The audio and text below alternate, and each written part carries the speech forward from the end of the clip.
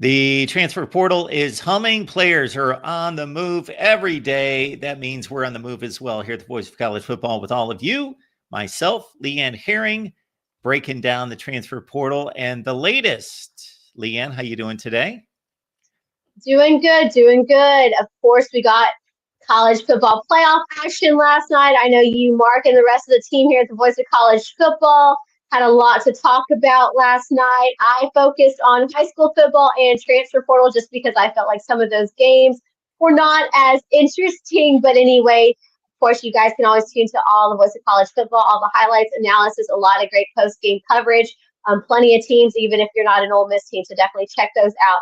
But today, we said that we've talked about, we've come every day kind of talking about the movers and shakers. This is a big weekend. We said, of course, obviously, that a lot of these sidelines, that some of these playoff games were going to be determining factors with some of the transfers that we have on the move. And indeed, that was definitely the case.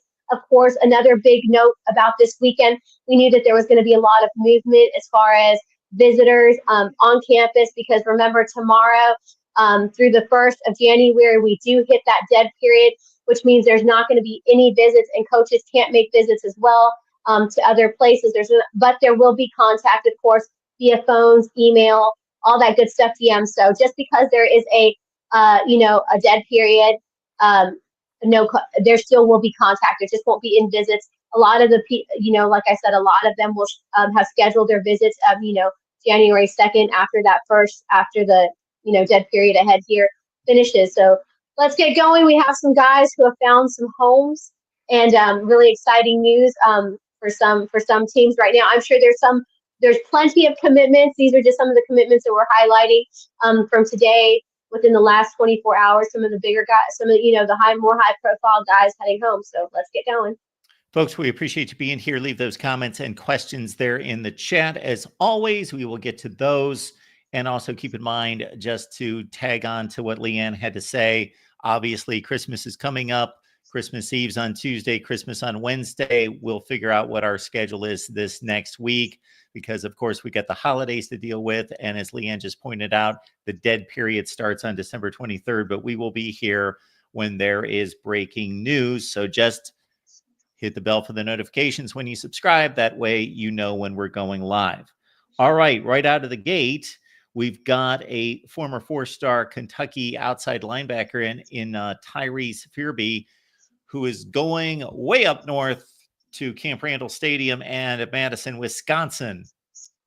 Yes, he is going to be a Badger. Now, this is a name that we didn't really hear a lot, but this is a big get for the Badgers, especially on the defensive front. We know that the Badgers have been really rehauling as far as their defensive front unit. This is a big get for them. He's going to be the 4th, I believe, lineman commit on the defensive front for Wisconsin. Like I said, they've done a complete overhaul. They were really needing to beef up that line, and they've definitely done it with the commitment of Tyrese Furby, another big body guy, 6'5", I believe he had 14 tackles and 6 stops this season at Kentucky. So definitely another primetime player heading to Wisconsin. Like I said, he joins 4 other defensive guys that have been added to the roster there. Like I said, Wisconsin is really, really looking to step up their game. Defensive front is, giving them struggles this past season. So this will be a solid addition for the Badgers as far as trying to head into the next season, and also the off season, trying to rebuild and try to get up there. But again, another big get it by another big body inside linebacker in Tyrese Furby heading to Wisconsin. Absolutely. And as Leanne alluded to, they are proud of their defense in front seven at Wisconsin. Historically, they have been one of the best. Of course, when defensive coordinator Jim Leonhard was there, they typically fielded top 5 to 10 defenses in the country. Last I checked, near the end of this season, they were 91st in rush defense. Their defense has taken a huge hit since Luke Fickell's been there. They have been trying to figure out how to fix things on the defensive side, and Tyrese Furby could be part of the answer. As Leanne said, 14 tackles in 11 games played for the Wildcats this past year. Another guy on the defensive side looking at the edge rusher position would be former 4-star Patrick Pyton out of Florida State. We highlighted him the other day. Of course, his numbers have been significant at Florida State. He certainly capitalized on playing on the opposite end of the line of scrimmage from a couple NFL stars in Jared Verse and Jermaine Johnson. His play faltered a little bit when the opposing offenses were focusing and swinging pass protection his way, but still an excellent player who has produced in the past. And he's going to the SEC, Leanne. Yes, he is, and it didn't take long for his initial visit. We had heard earlier in the week, obviously, he was heading to Baton Rouge for a visit. It didn't take too long. We had heard some rumblings that they were in the mix, and sure enough, yesterday or early today, I believe that he will now be a Bayou Bengal. I mean, like I said, when you see him coming out of high school, really highly coveted player, just kind of looking at his film, like you said, we've talked about him. Y'all talked about him. I mean, a really 6'5", big body guy. He's got crazy reach. He's a chaos maker. He's what you want in a defensive player, especially an edge rusher. He makes chaos for the quarterback, and he's not afraid to get up in an offensive lineman's face and create some chaos here. So I think he can get to a QB super quickly. He can get to the O-line guy, without hesitation. Like I said, he is a chaos maker, and he gets them off track. So like I said, he's got crazy reach. And he's just one of those guys that he's going to be a difference maker on the defensive front. So again, this is a great pickup, I believe, for LSU looking to rebuild their depth. LSU is one of those teams, not just in the SEC, but overall nationally, we'll kind of hit on it, that is really raising up the ranks in the portal within the last couple weeks. Obviously, that since it's been open, LSU definitely needing an urgency, trying to replenish what it's lost, but also trying to get Brian Kelly off the hot seat and trying to make some changes heading into the offseason. So again, defensively, former Florida State edge Patrick Pyton will be a great instant impact player for Brian Kelly down in Baton Rouge. Yeah, and again, you see 3 productive seasons out of Patrick Pyton, and he was the guy that was opposite, again, Jared Verse and Jermaine Johnson on the other side of the defensive front that capitalized from them getting the attention in 22 and 23. And you see the big tackle for loss numbers and sack numbers at 15 TFLs for that Florida State team that went undefeated in the ACC in 2023. Then he comes back this year and still put up some nice numbers with 11 tackles behind the line of scrimmage, but he was the main edge rusher for FSU the last couple seasons. All right, Leanne, we also have a guy that you highlighted and certainly brought to my attention because he was not on my radar prior to last week, and that's Fluff Bothwell. Love the name. I don't know what his real first name is. Maybe it is Fluff, but Fluff Bothwell, who's checking out Ole Miss. Yeah, he is checking out Ole Miss. Well, actually, he spent the last couple days in the SIP, and first he's made the last two days. He's been in Starkville. Mississippi State has making a huge push for him. He's been spending some time over Jeff Levy, and of course, like I said, this was a kid when I saw his tape. I know we talked about Justice Haynes, who we'll talk about here in a little bit, another highly recruited running back. But let me tell you, when I saw this kid, he had a heck of a freshman season. I mean, when you look at his tape, it's like looking at someone out of a video game. I mean, I can't say enough. 13 touchdowns, 835 yards, the true freshman. He really reminds me of Jamar Gibbs. When you see his run style, again, he's a slippery back. I mean, I can go on and on about this kid. Quick, fast, speedy. I really think that he's going to be the prize for whoever gets him. He's supposed to arrive in Oxford about 30 minutes ago. I haven't received confirmation if he's made his official, if he's made his visual, but again, he's supposed to be heading for Starkville. What we were hearing is that from our Mississippi State sources, that they were really pressing for him to make a commitment before he leaves Starkville. But again, he's scheduled to be in Oxford already at around this afternoon, so haven't got confirmation if he has arrived. So if he's arrived, there's still a hope that he could be the running back. And again, when I saw this kid and his numbers and what you see him translate on the field as a true freshman, obviously making second team Sun Belt. I mean, when you see him, he just pops out there. He's got this big playmaking ability. again, I really think that he's going to be the running back prize of the portal, really under the radar. And I think that, he could be a match for Ole Miss. Ole Miss, of course, is still in the market for another portal running back. We do believe, of course, they signed, Shakai Mills-Knight, 4-star out of Baylor during, this past recruiting season as far as the high school. They signed Keywan Lacey, obviously another well-known back out of Mizzou. So, it wouldn't be a surprise, again, if you could sign Fluff Blackwell, if you're Lane Kiffin and you're Kevin Smith, this is a prize kind of kid. Like I said, this is a kid that I think has a lot of playmaking ability, a lot of high ceilings, quick, fast, shifty. Again, reminds me of Jamar Gibbs. So he's set to be in Oxford. So we're hoping that he does make that trip. But again, whoever gets him, whether it's Mississippi State, Ole Miss Rebels, those have kind of been the two visits that he's made. A lot of teams have contacted him. We're hearing that Cincinnati is trying to kick the tires on that, kind of making a late push for his services. But again, I really think that he's going to be the prize running back out of this portal. I believe he's currently ranked around number 2 overall in the portal. But I mean, he's going to be a huge playmaker wherever he ends up. And hopefully he's an Ole Miss Rebel. But again, if you haven't looked at Fluff Blackwell, I mean, his name alone is a 5-star name when it comes to a running back. But again, when you look at his tape, I mean, it's like watching someone out of a video game. He's just that guy, and he's a playmaker. And like I said, he's really my pick from the transfer portal as far as a big get that really went under the radar. But again, I think he's going to be an instant impact wherever he's going next. When we see schools like Georgia and Michigan going after Zion and Zachariah Branch, we would consider maybe Arizona State would not have a shot, but Kenny Dillingham is doing remarkable stuff down there in Tempe, of course, getting his team from 3-9 to a college football playoff berth. And so he's going after big guns, the Branch brothers.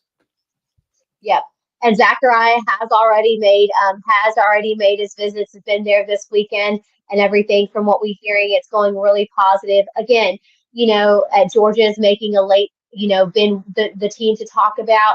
We're like we said early on, there was a no contact tag, but we were hearing, of course, that wherever the Branch brothers were going to go next, that they were going to be a package deal. It still seems to appear that way.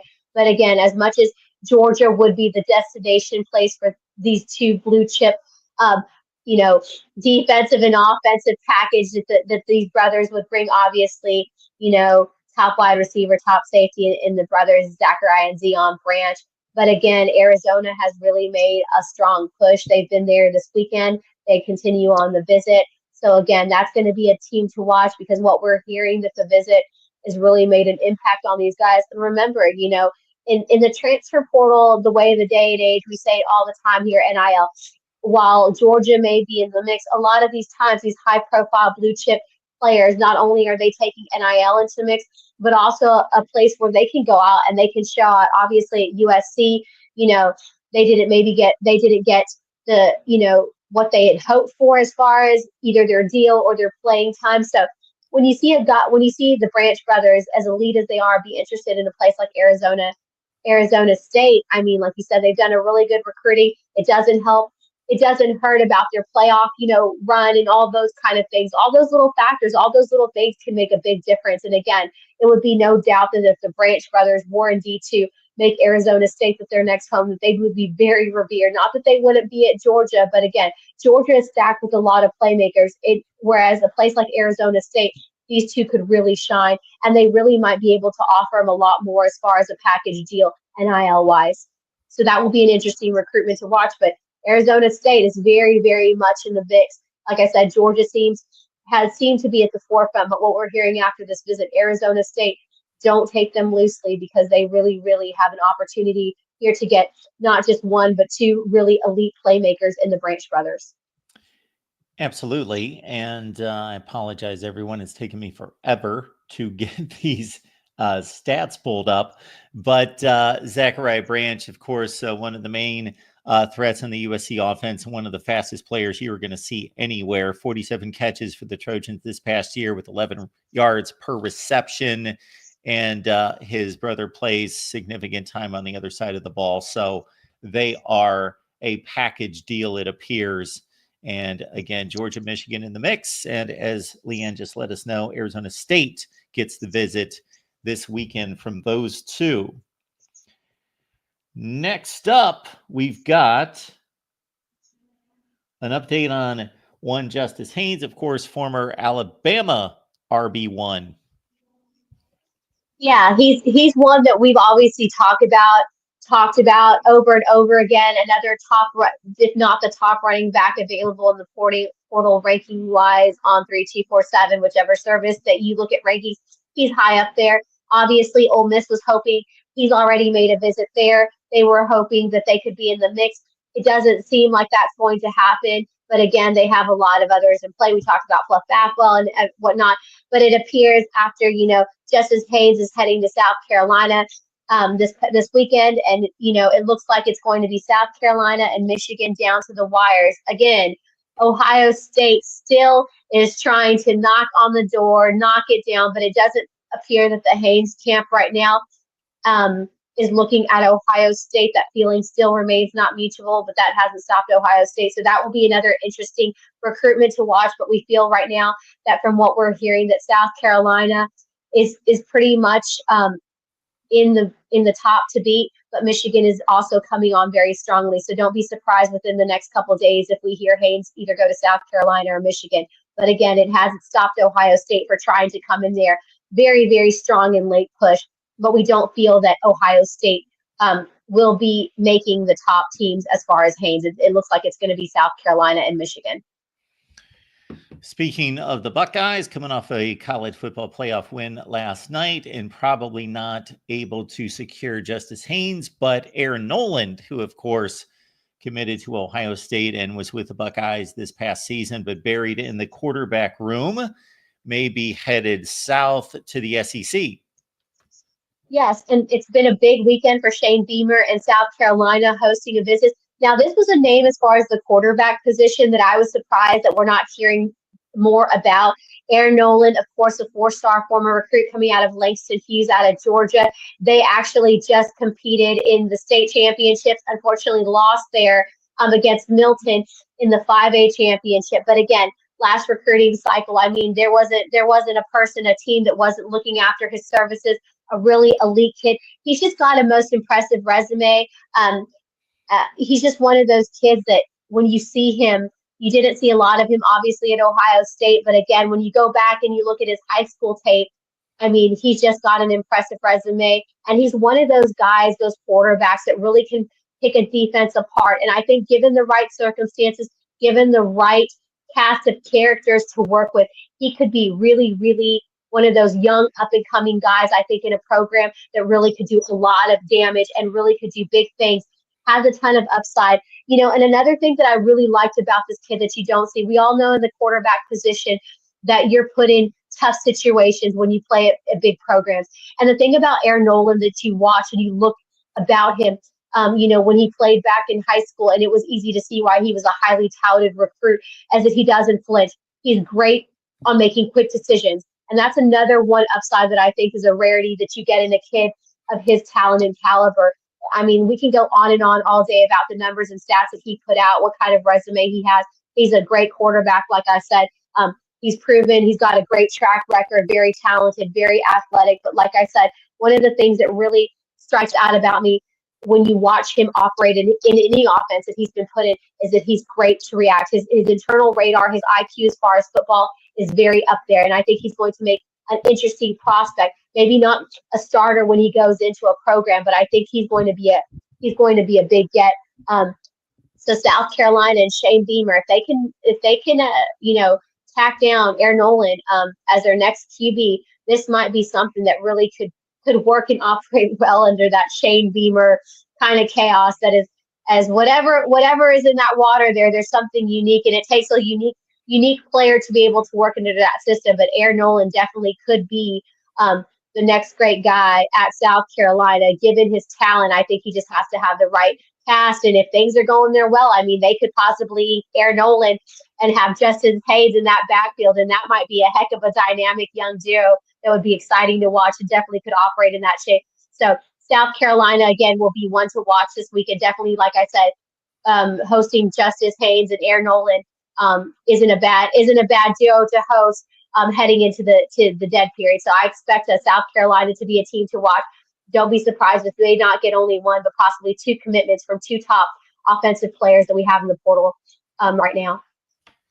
When we see a quarterback enter the transfer portal, it's pretty much assumed that they're looking for an opportunity somewhere else and see that opportunity. But in this situation, it's kind of strange because obviously there are few quarterback situations across the country that are more set in 2025 than DJ Lagway at Florida. He is the guy. He is the star. He's the future of the program. He is the face of the program. But Charlotte quarterback Deshawn Pie, who started for them for much of this past season, threw for 1,800 yards, is apparently on his way, according to 247 Sports, going to Florida. So he doesn't mind being a backup and learning under Billy Napier and backing up DJ Lagway. All right. And before we move on, this is the kid that I actually every time I go to the National Combine, which we will be there in a couple weeks, Navy All-American Bowl, they host a combine. This was a kid, when I saw him, he stood out to me.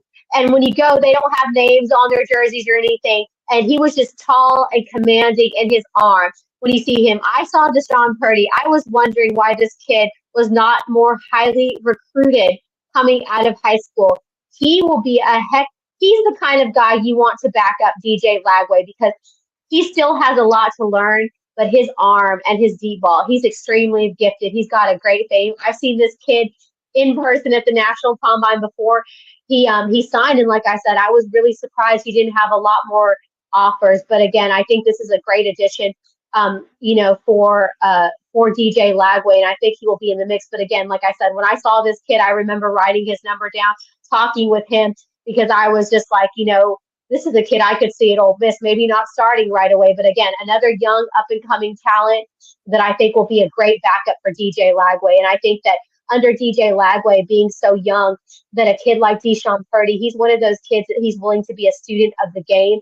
And I think him being the understudy to DJ Lagway, like I said, he's a kid that I followed from high school. And the one strong point about DJ Lagway, outside his elite talent on the field, his leadership and his ability to work with players, even at his young age, is amazing. And I think that this is a great fit for Florida. And I think that Deshawn Pie has found him a home to be able to develop and I think really unleash the talent. Like I said, when I saw him throw the ball a couple times, it was a double take. I mean, his frame along with his build, skill set is something to watch. So this is an exciting get, I believe, for Florida.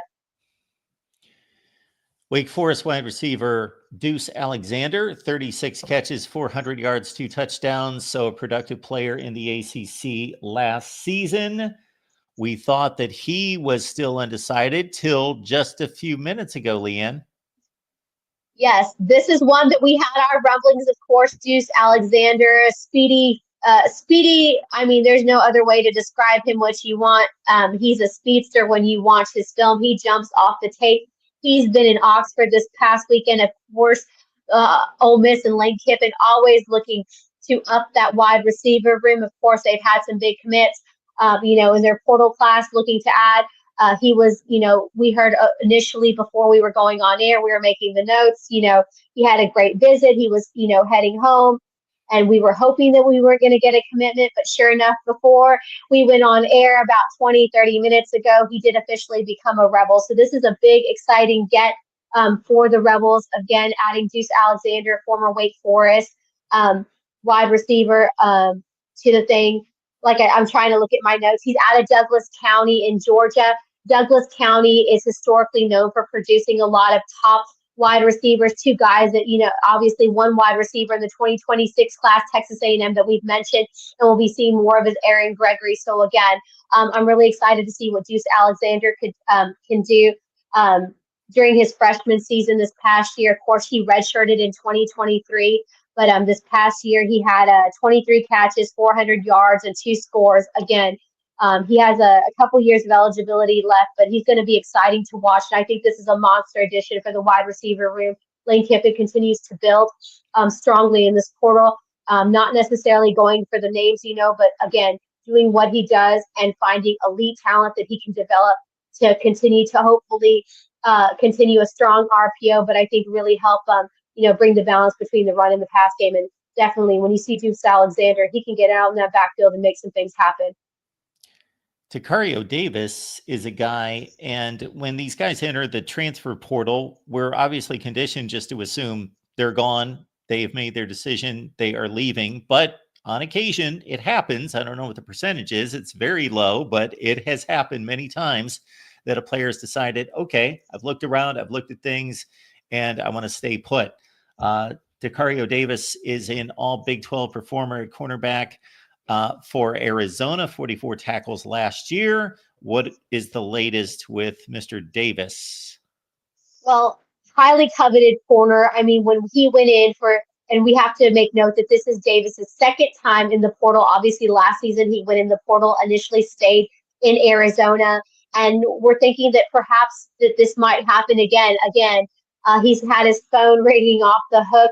LSU, obviously, Ole Miss are two highly top SEC teams that have been interested in his services. I mean, when he hit the portal, everybody was wanting him. But again, he has yet to make any official visits or any visits for that matter. So while his phone is ringing off hook, he may remain in Tucson for the second year in a row. We're also hearing that he's also maybe evaluating the opportunity that maybe he will go to the NFL. So we haven't really heard anything as far as official visits set. He may end up making another year. But again, LSU and Ole Miss are really in hot pursuit of him. But again, no visits, no official visits have been set. No really upcoming rumblings of anything set in stone as far as if he's going to head out. So it looks like Diario Davis, as much as he's one of the most coveted corners and transfer portal players in right now as to date, he still hasn't removed himself from the portal either, that he may stay another season in Tucson or he may head and go book it to the NFL. So that's a really interesting take.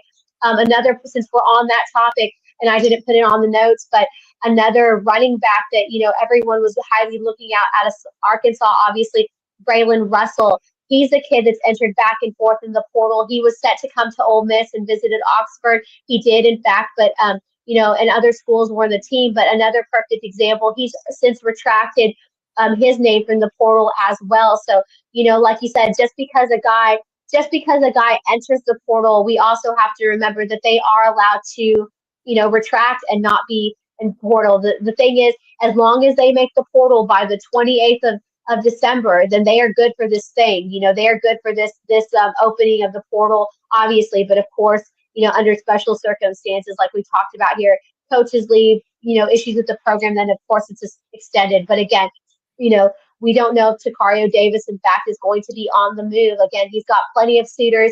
He would have no problem picking from the power program of his choice. Like I said, LSU, Ole Miss are two top names that have definitely still remained in the hunt, but no official visit set. So we may be seeing Diario Davis another season with the Wildcats in Tucson, or we may be seeing him declare for the NFL draft. So that will be another interesting recruitment to watch heading into the dead period. You get just a slice of Leanne's work here at the Voice of College Football. We appreciate Leanne being here, but if you want to keep track of everything, if you just want to follow along as she provides tons of information all the time, follow her on X, and you see her handle right there on the banner.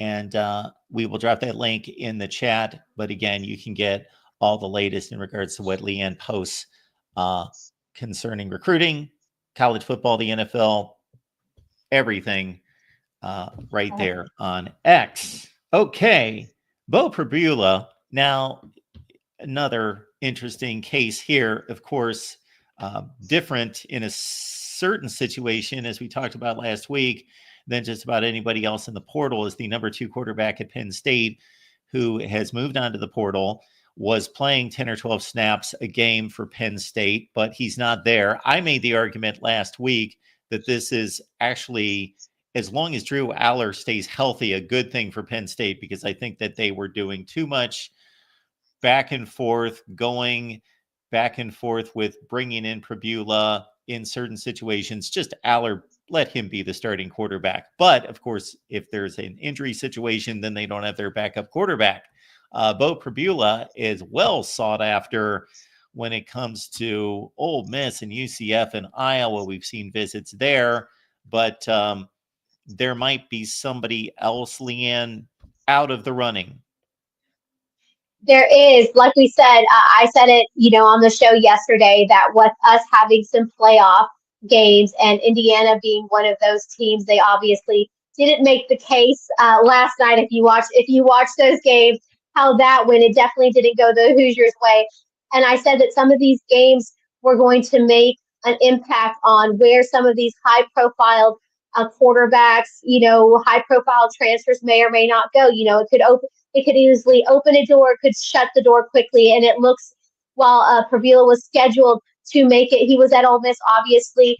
Lane Kiffin's still looking for his Lane Kiffin, like I said, the quarterback savant of the transfer portal and so forth, is still looking for his guy. Prula obviously was one of those guys on his radar, made the visit along with, Mark mentioned, some of the other places that Prula has been looking. One, a sought out quarterback, very productive, was not a bench warmer by any means.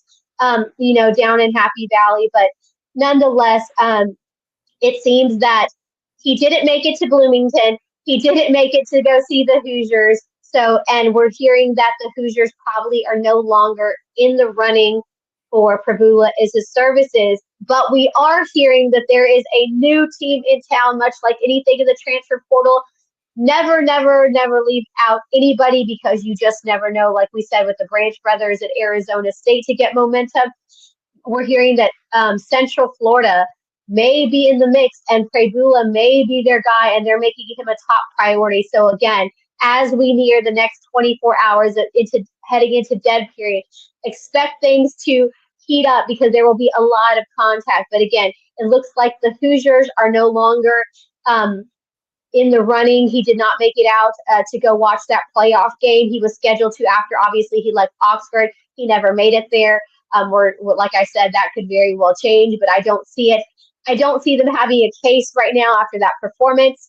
Obviously, you can tune into our Voice of College Football. Indiana sites to get all that post-game analysis from what happened this weekend. But again, we're seeing that while, he's made a visit to Ole Miss, Iowa, obviously Ole Miss is looking for their backup, but it appears that Central Florida is the dark horse and very much in the mix as of late, and Indiana Hoosiers are no longer in the mix for Prula services. Here's an interesting add to the transfer portal just in the last 45 minutes, according to Chris Hummer of 247 Sports. Georgia Southern linebacker Marcus Watson Trent has entered the portal. He is the Sun Belt Defensive Player of the Year. So he's going to definitely gain some attention. And Leanne, I know that you've got a list of players that you wanted to run down in regards to just kind of a watch list of linemen. Yeah. You'd like to go to the line and serve up these linemen for us. So you've got a pretty lengthy list of guys to watch out for. Yeah, we don't have to go into details, but these are just, like I said, heading into the season, heading into the dead period. These are just some names and rumblings to watch as far as the offensive and defensive line. And I say this because, we talk about quarterbacks, we talk about running backs, we talk about cornerbacks, edges all the time. But again, in order to get all those guys moving, you got to have a strong defensive front. Just ask Bill Belichick, who just signed a slew of wide receivers. Just talk to Wisconsin trying to beef up their thing. You need those big guys up front. So, there's a lot of guys, especially out of Washington State. We all know what's gone and transpired out there. Some really high-profile guys, and probably one of the most highly graded offensive tackles is coming out of there. And I'm sorry if I don't pronounce your name right. Maybe Mark can correct me. It's Fali Famume. He missed the first 3 games. He's going to be one of the most high-valued offensive tackles out of Washington State, probably one of the highest graded players out of their transfers, that since exited. He missed the first 3 games due to injury, but he eventually got back into the rotation, up into the starting. He's going to be a tackle to watch. We're hearing, obviously, that aside from having an elite skill set and be a great addition to any offensive front, he is asking for a quite substantial NIL. So we haven't heard any early rumblings of who might be in the mix, but I do believe that, there's been some high-profile SEC schools that are in contact, so that will be one to watch. Moving on to one of his teammates, another guy that we've mentioned here on on Washington State. But on the opposite side of the line, obviously, is defensive lineman David Gusta. He's another one to watch. He's really one that I think will be another big value player coming out as far as a lineman. He's already heard from Texas A&M, Oklahoma, Bama, and Michigan, which should be no surprise. So Washington State definitely is producing some top linemen that are going to go really high in the transfer portal. Another guy to watch out of Houston, Rice offensive lineman Ethan Anoa.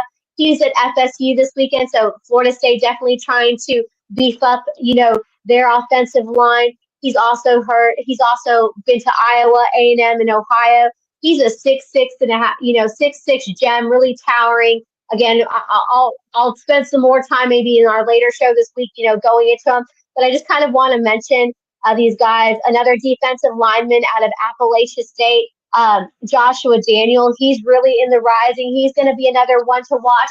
Now, he's one that's not quickly. He's really easing into the process. He's going to be taking his visits after the dead period. So that first early week after January, we're hearing that he's set to visit Kansas State and Houston.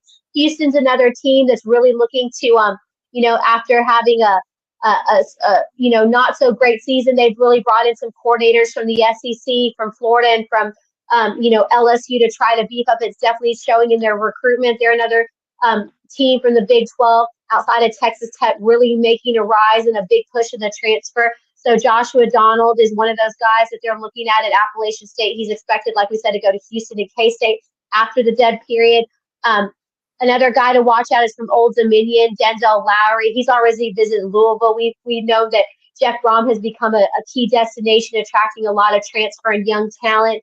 And he's set to visit Virginia Tech today. Last guy, of course, Alabama D lineman Hunter Osborne. He was at UVA on yesterday, and he's set to take in Nashville and Vandy today. So those are just some of the offensive and defensive linemen that are really gems and kind of on the rising ranks as we've kind of settled through the portal heading into dead period. Like I said, some of these guys, they might commit this weekend, but expect also some of these guys to stretch out the process. Really kind of seeing especially where they're going to fit. And like I said, as we get deeper in the playoffs, just a few more games away. What is it, 3 games away for some of these teams before they get into the Natty?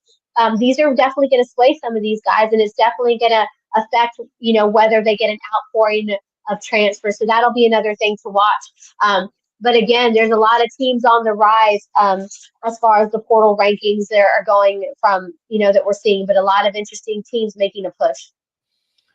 Arkansas gets a visit from Eastern Michigan wide receiver Marcus Allen, 43 catches this past year, 651 yards, formerly at Wisconsin. And then we've got a commit from the last few hours coming in from South Alabama, all Sunbelt cornerback Jordan Scruggs, who is moving on to West Virginia. He had 70 tackles and a pick this past season. Well, players from South Alabama, the Sun Belt, are definitely making an impact. I think from what we've talked about and kind of just scrolling, I mean, the Sun Belt has really produced some highly productive players that are really on the rise. I don't know if we have a chance. I think the last thing kind of to hit on maybe to look at the rankings as far as where the teams stand and kind of see who are the teams that are moving and shaking. I was surprised. I don't know, I have a couple notes about 2 teams in particular in the SEC, and I promise it's not the Ole Miss Rebels that I'll be talking about. But anyway, if we could pull up the rankings, I guess we're going by the 247 rankings, kind of heading into the dead period. Who's moving, who's dropping out, and who are the ones to talk about? Yeah, so right now, as it stands, according to 247 Sports, there you go. You've talked a lot of Texas Tech the last few days, Leanne, and that's where they stand in the portal rankings, with LSU right behind. LSU making a lot of big moves. Of course, we just talked about Patrick Pyton from Florida State. There's Ole Miss at number 3. Auburn, Hugh Freeze, of course. They are really lighting it up as well in the portal. Yeah, no doubt. And I just kind of want to, we talk about rankings and portals and all that kind of stuff. And everybody kind of knows how I feel about rankings. And you can only take them by a measurement. Texas Tech, again, doing a lot with their NIL. They were one of the early pioneers of trying to navigate and be unique with NIL. So it's no surprise that Texas Tech is really rebuilding. And I think, too, they're realizing that with the way that the Big 12 is shaping, that they really could make a run, now with Texas not being there, Oklahoma not being there, some of the dominant guys, Baylor kind of being under the radar, not typically high performing. So that's going to be a really interesting year. So I think, kind of looking, Mark, I was kind of looking, how do we look at the portal? How do we really see if this is really, going to be effective? And I was kind of trying to think about, to look at it, are we upgrading or replacing? Like I said, you can only take the rankings for a metric. Of course, NIL, the stars we see are a big thing, but you have to kind of look at it in a different way. And I was kind of really impressed that I think LSU and Auburn are really upgrading when you're talking about the portals. You see them rising on the ranks. I think when you look at a team like State, coming in their fifth, this is a team that really didn't have a lot of success. They didn't really have a lot of selling point, but I mean, they lost 23 players. So in a team like, Mississippi State going out there, they got 11 commits, but their urgency is to try to replace players versus are they really upgrading? So, when we're looking at these transfer portals, it's well and great, but I also want to look at it, which of these teams, aside from taking Ole Miss out of the picture, because we know what Ole Miss could do as far as the portal. They've kind of been proven talent, but, some of these other teams that we don't talk about, at least on here with us, like Texas Tech, Oregon making a run, so I really like, and I also think that the rise of LSU and Auburn, as far as how they're navigating, is that these are two coaches that I believe are in the hot seat. And you can tell that the urgency in the portal is why I think that they're doing so good as well, because I think that they're in a must-win situation at Auburn and LSU. Not that State is, but I think that these both teams are in a situation that they're trying to get better. Whereas if you look at State coming in number 5, I feel like they're more in replacing. So, when we look at these rankings, we take them for what they are, but also remember that it's a long way until we see things translated. So I kind of was thinking, let's look at the transfer portal. Are these teams upgrading or are they replacing? So that was just kind of an interesting little note that I was trying to see because, rankings change all the time. Tomorrow they're going to be something else. Ole Miss signs Fluff Blackwell. Where does that put them? Texas Tech signs somebody, Oregon signs somebody. I mean, and then if you go to the On3 site, completely different ranking. Some of the guys are still up in here, but they have different rankings. So, like I said, when we look at the portal, especially the fan bases, don't necessarily look at your team. If you're a top 10 team, don't look at it as you're winning or you losing. Think of it in the terms: are you upgrading? Are you replacing? Because remember, you want that talent to translate onto the field. So.